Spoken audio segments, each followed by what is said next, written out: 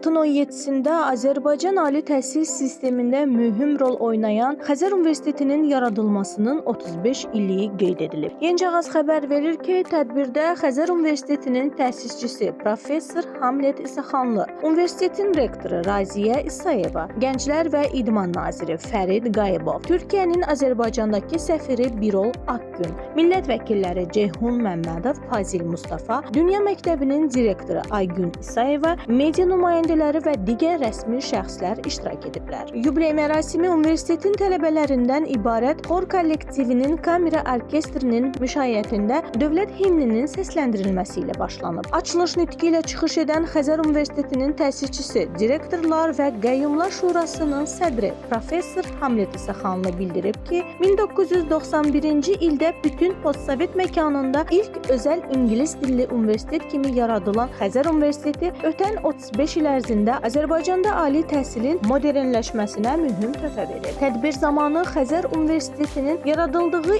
ilk illərdən bu günə qədər keçdiyi inkişaf yolunu əks etdirən film nümayiş olunub. Daha sonra çıxış edən rektor Raziyə İsayeva universitetin tələbələri və əməkdaşlarının ABŞ-da mübadilə proqramlarında iştirak etdiyini diqqətə çatdırıb. Tədbirdə çıxış edən Gənclər və İdman naziri Fərid Qayıbov, Türkiyənin Azərbaycandakı səfiri Birol Akgün və dünyanın müxtəlif universitetlərinin rəhbərləri Xəzər Universitetinin təkcə Azərbaycanın deyil, regionun seçilən ali məktəblərindən biri olduğunu vurğulayıblar. Çıxışçılar qeyd ediblər ki, universitetin məzunları ölkənin elmi inkişafına və intellektual cəmiyyətin formalaşmasına mühüm töhfə veriblər. Sonda xüsusi yubiley təltifləri təqdim edilib. Yubiley mərasimi incəsənət xadimlərinin iştirakı ilə təşkil olunan konsert proqramı ilə davam edib.